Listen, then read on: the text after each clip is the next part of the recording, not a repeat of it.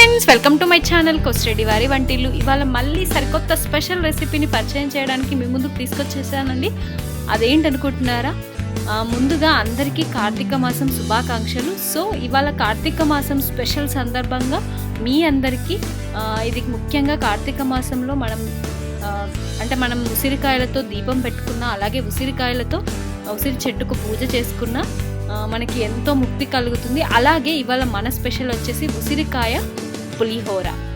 దీన్నే ఇంగ్లీష్లో మనం ఆమ్లా పులిహోర అని కూడా అంటాము, ఆమ్లా ఎల్లో రైస్ అని కూడా అంటారు. సో డిఫరెంట్ నేమ్స్ కూడా ఉన్నాయి వీటికి.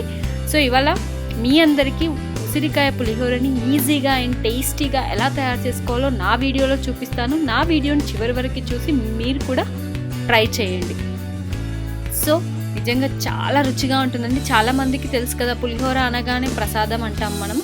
సో మనం పులిహోరను జనరల్గా చింతపండుతో చేసుకుంటాము, అలాగే మామిడికాయతో చేసుకుంటాము, చింతకాయలతో చేసుకుంటాము, ఇలా డిఫరెంట్ వాటితో చేసుకుంటారు. ఇలా ఉసిరికాయతో కూడా ఒకసారి తయారు చేసుకుందామా మరి?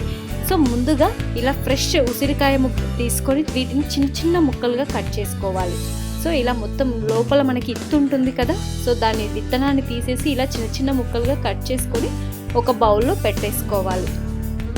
చూస్తున్నారు కదా.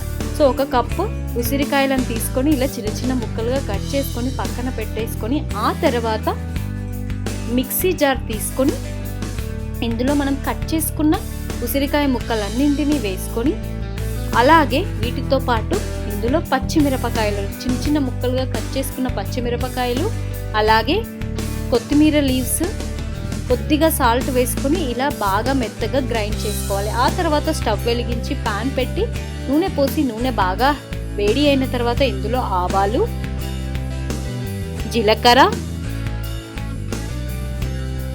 మినప్పప్పు, శనగపప్పు, పల్లీలు,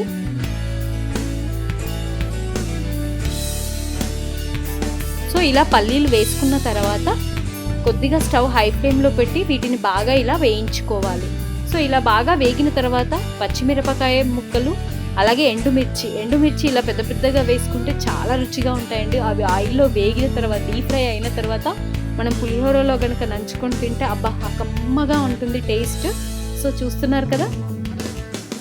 ఆ తర్వాత ఇందులో మనం కరివేపాకు రెబ్బలు వేసుకొని తాలింపుతో మొత్తం మిక్స్ అయ్యేలాగా కలుపుకొని పచ్చిదనం పోయేంత వరకు వేయించుకొని ఇలా స్టవ్ని సిమ్లో పెట్టి వేయించుకుందాము ఇప్పుడు, ఎందుకంటే మరీ హై ఫ్లేమ్లో పెడితే మాడిపోతాయి. ఆ తర్వాత ఇందులో జింజర్ గార్లిక్ పేస్ట్, అల్లం వెల్లుల్లి పేస్ట్ వేసుకొని తాలింపుతో మొత్తం ఇలా మిక్స్ అయ్యేలాగా మిక్స్ చేసుకొని, ఒక స్పూన్ పసుపు వేసుకొని, పులిహోర కాబట్టి మనకి పసుపు ఎక్కువగానే పడుతుంది, ఒక 2 నిమిషాల పాటు ఉడికించుకున్న తర్వాత వేయించుకొని, ఇప్పుడు ఇందులో మనం పేస్ట్ చేసుకున్నాం కదా ముందుగానే, ఉసిరికాయల పేస్ట్ మొత్తం వేసుకొని తాలింపుతో ఇలా మిక్స్ అయ్యేలాగా బాగా కలుపుకొని దీన్ని బాగా ఒక 5-10 నిమిషాల పాటు ఉడికించుకోవాలి. ఆలోపు మనం అన్నంని ముందే ఇలా రైస్ కుక్కర్లో పెట్టుకొని, కావాలంటే సిలిండర్ పైన వండుకొని రెడీ చేసి పెట్టుకుందాము. సో ఆల్మోస్ట్ 10-15 మినిట్స్ ఉడికించుకుంటే మనకి ఉసిరికాయలు బాగా ఉడికిపోతాయి. ఉడికిపోయిన ఈ పేస్ట్లో ఒకసారి కలుపుకొని ఇందులో వండుకున్న రైస్ని, వేడి రైస్ని ఇందులో వేసేసుకొని తాలింపుతో మొత్తం ఇలా మిక్స్ అయ్యేలాగా బాగా జాగ్రత్తగా కలుపుకోవాలి. సో అంటే మనం ఉసిరికాయ పేస్ట్ ఏదైతే ఉందో అది మొత్తం రైస్కి బాగా పట్టేలాగా ఇలా కలుపుకుంటే మనకి ఇలా ఈ కలర్, ఎల్లో కలర్లో వస్తుంది. చూస్తున్నారు కదా. అంతే, ఎంతో రుచికరమైన ఉసిరికాయ పులిహోర రెడీ అయిపోయింది. ఆమ్లా పులిహోర కూడా అనొచ్చు దీన్ని. సో దీన్ని మనం ప్రసాదం లాగా పెట్టి మార్నింగ్ టైం కానీ, అలాగే ఈవినింగ్ టైం కానీ, పిల్లలకు కానీ పెద్దలకు కానీ ఎవరికైనా పెట్టొచ్చండి. సో దీన్ని నేను ఇప్పుడు సర్వింగ్ బౌల్లోకి సర్వ్ చేసుకుంటున్నాను. చూడండి. సో నిజంగా రుచి చాలా బాగుందండి. ఎలా ఉంటుందో ఫస్ట్ టైం ట్రై చేసాము, కానీ రుచి మాత్రం చాలా బాగుంది. పిల్లలకు కనుక మనం ఉసిరికాయలు హెల్త్కి కూడా చాలా మంచిది కదా.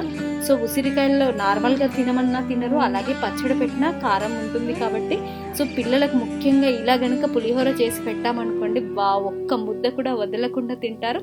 సో ఈ కార్తీక మాసం శుభవేళ మీరు ఇలా ప్రసాదం చేసి పెట్టండి. ఆ అమ్మవారు మీకు, అలాగే ఆ పరమశివుడికి ఎంతో ఇష్టమైన ఈ ఉసిరికాయ పులిహోరను తయారు చేసి పెట్టి మీ ఇంట్లో అందరికీ పెట్టండి. నేను మా ఇంట్లో తయారు చేసి మా ఇంట్లో వాళ్ళందరికీ పెట్టానండి. చాలా నచ్చింది, నిజంగా రుచి చాలా బాగుంది. సో మీరు కూడా మీ ఇంట్లో ట్రై చేసి టేస్ట్ ఎలా వచ్చిందో నాకు కామెంట్ బాక్స్లో కామెంట్ చేయండి. అలాగే నా వీడియో కనుక మీకు నచ్చినట్టయితే మర్చిపోకుండా లైక్ అండ్ షేర్ చేసి తప్పకుండా సబ్స్క్రైబ్ చేసుకొని పక్కన ఉన్న బెల్ సింబల్ని కూడా క్లిక్ చేసేయండి. Stay home, stay safe. Thank you.